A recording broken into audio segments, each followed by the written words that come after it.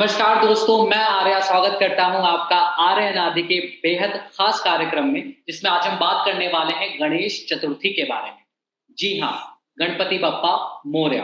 गणेश जी जिनकी पूजा सर्वप्रथम की जाती है, गणेश जी जो स्वयं भगवान शंकर के पुत्र हैं, गणेश जी जिनका नाम सदैव सबसे पहले लिया जाता है क्योंकि वो विघ्नहर्ता हैं, वो हैं तो सारे कार्य निर्विघ्न पूरे हो जाते हैं। आज हम बात करने वाले हैं गणेश चतुर्थी के बारे में और इस बारे में हमें बताने के लिए जो आज हमारे साथ गेस्ट हैं, वो हैं मिस शिवानी गुप्ता जी, जो कि ऑकल्ट मास्टर हैं और डिवाइन हब की फाउंडर भी हैं। तो सबसे पहले स्वागत करते हैं शिवानी जी का। हेलो मैम, स्वागत है आपका इस बेहद खास कार्यक्रम में। धन्यवाद आर्या।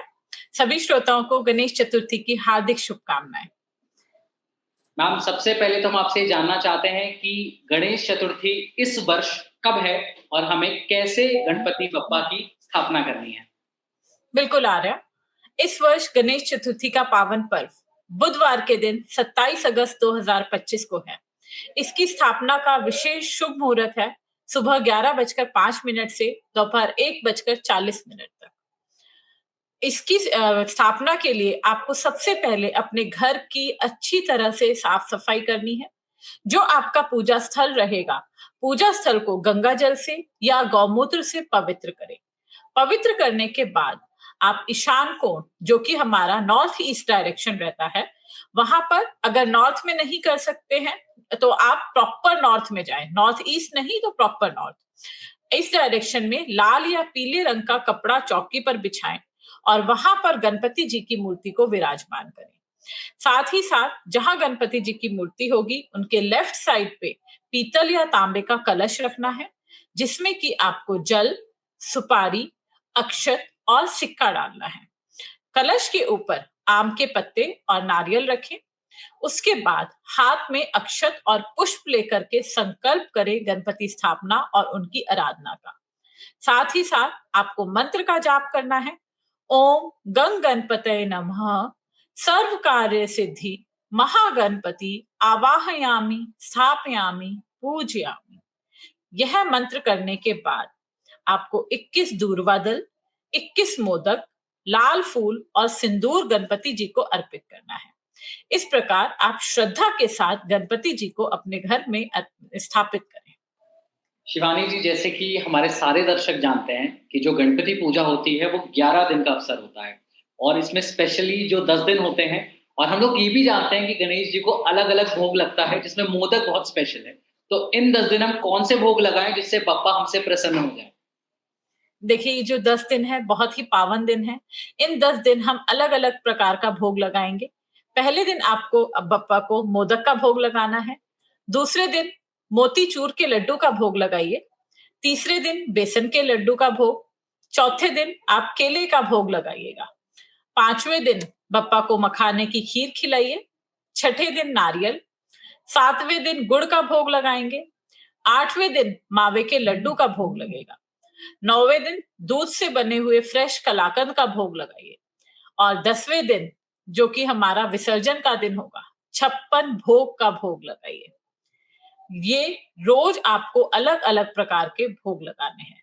साथ ही साथ दर्शकों, मैं आपको बताना चाहूंगी, यदि किसी वजह से आप रोज अलग तरह का भोग नहीं लगा पा रहे हैं तो कम से कम मोदक और दूर्वा अवश्य अर्पित करें।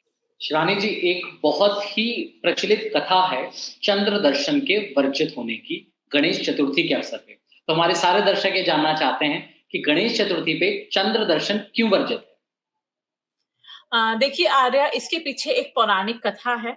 एक रात गणपति जी बहुत सारे मोदक खाने के बाद अपने मूषक पर लौट रहे थे। मार्ग में मूषक ने सांप को देखा। सांप को देखकर वह घबरा गया और बप्पा गिर पड़े। जैसे ही चंद्रमा ने देखा कि बप्पा गिर गए हैं तो वो बहुत तेज तेज हंसने लगे। इस पर गणपति जी को बहुत क्रोध आया और उन्हें शाप दिया कि आज से तुम अंधकार में ही रहोगे। आज से तुम्हें कोई देख नहीं पाएगा।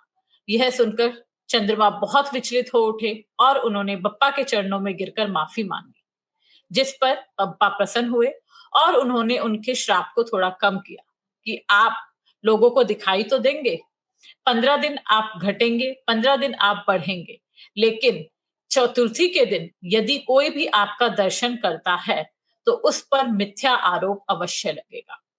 तो इसीलिए इस दिन चंद्रमा का दर्शन पूरी तरह से वर्जित है। मान लेते हैं शिवानी जी कि अगर किसी से भूल से दर्शन हो गए, जैसे कि नॉर्मल लोग हैं, हर किसी को नहीं पता कि हमें दर्शन करने हैं या नहीं करने हैं। तो अगर किसी ने गलती कर दी है, तो इसका वो पश्चाताप या ऐसी कौन-सी पूजा वो कर सकते हैं जिससे उनके ऊपर वो दोष नहीं लगेगा? बिल्कुल देखिए, हर समस्या का समाधान हमारी विधि-विधान ने बनाया है। तो यदि हमसे ये गलती हो जाती है, हम चंद्रमा के दर्शन चतुर्थी के दिन कर भी लेते हैं, तो इस दिन आप गणपति जी के व्रत की कथा सुनें या पढ़ें, गणपति जी के नाम का स्मरण करें। साथ ही साथ श्री कृष्ण सत्यभामा का प्रसंग है, उस प्रसंग का आप श्रवण करें। इसे बहुत ही उत्तम दोष निवारक माना गया है, तो आप इस दिन इसका पाठ अवश्य। मैम कोई पर्टिकुलर टाइम भी होता है कि जिस समय वर्जित ज़्यादा माना जाता है समय, जैसे कि हम राहु काल हम राशिफल में भी बात करते हैं कि राहु काल बहुत डेंजरस टाइम पीरियड होता है। वैसे ही वर्जित होने का कोई ख़ास समय है कि इस टाइम पर तो देखना ही नहीं है? बिल्कुल आर्या, आज रात से ही ये समय शुरू हो जाएगा। आज रात 26 अगस्त की रात्रि 8:57 पे चंद्रोदय होगा और उसके बाद से ही हमें चंद्रमा के दर्शन आज नहीं करने हैं। साथ ही साथ कल रात्रि 8:55 तक चंद्रमा के दर्शन पूरी तरह से वर्जित है। जी। मैम एक बहुत इम्पोर्टेंट सवाल है जो मेरे मन में बहुत बार आया है और शायद आज उसका निवारण आप कर देंगे कि जो गणेश चतुर्थी का पर्व है वो केवल 10 दिन का ही क्यों होता है? नवरात्रे 9 दिन के होते हैं या कोई भी फेस्टिवल होता है, हम लोग श्राद्ध करते हैं, पितृ पक्ष आता है तो वो 16 दिन का होता है। इसका क्या महात्म्य है कि ये 10 दिन का ही होता है? देखिए, गणपति जी का जो उत्सव है ये 10 दिन होने के 2 प्रमुख कारण हैं। सबसे पहली बात हम करते हैं शास्त्रीय की। शास्त्रीय में चतुर्थी से लेकर अनंत चतुर्दशी तक का जो काल है, ये गणपति जी की उपासना का विशेष काल माना गया है। ऐसा माना गया है इस समय में यदि कोई गणपति जी की आराधना करता है, तो गणपति जी उनके सभी विघ्नों का निवारण करते हैं। उन्हें रिद्धि-सिद्धि प्राप्त होती है, उनके घर में सुख समृद्धि आती है। साथ ही साथ इसके साथ में एक पौराणिक कथा भी जुड़ी गई है। माना गया है इस समय में गणपति जी 10 दिनों के लिए अपने भाई कार्तिकेय से मिलने कैलाश से बाहर गए थे। तब उनके भक्तजनों ने प्रण किया था कि जब जब बप्पा आएंगे, हम उन्हें पूरे 10 दिन अपने घर में विराजित करेंगे, उनकी सेवा करेंगे, पूजा करेंगे, आराधना करेंगे और तभी से यह परंपरा चलती आ रही है।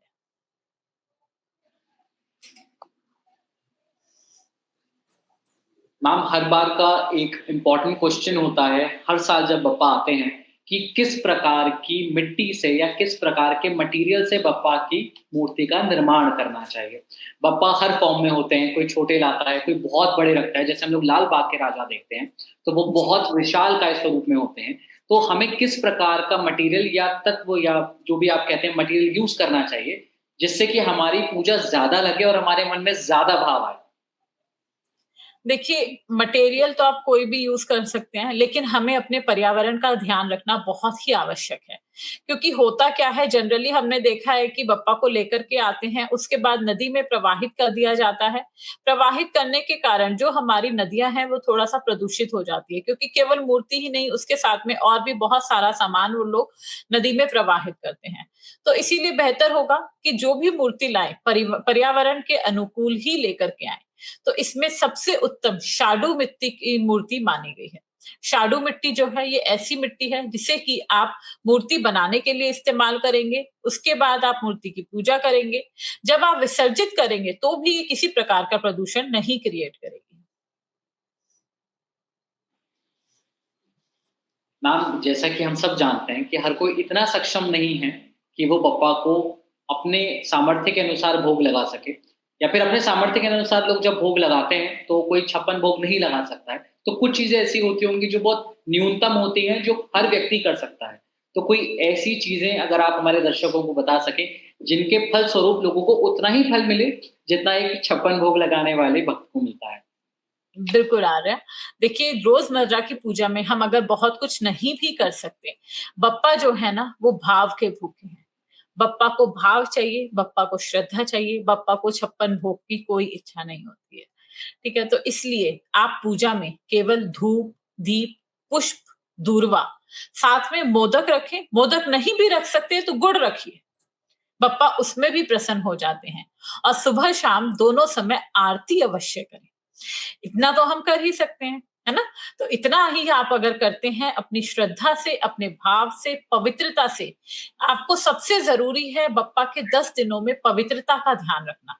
किसी भी प्रकार का तामसिक भोजन ना खाएँ, घर में शांति का, प्रेम का वातावरण बना करके रखें, दाम्पत्य जीवन को भी अपना लिमिटेड करके रखें, किसी भी प्रकार की दूषित चीज़ें अपने घर में ना आने दें। इसी से बप्पा आपके प्रसन्न हो जाते हैं।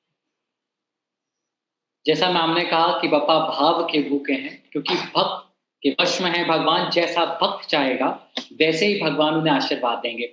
मैम, एक आखिरी सवाल आज की कड़ी में कि जब हम विसर्जन करने जाते हैं, तो विसर्जन करने की कोई खास प्रक्रिया है जिसको फॉलो करना चाहिए हमें?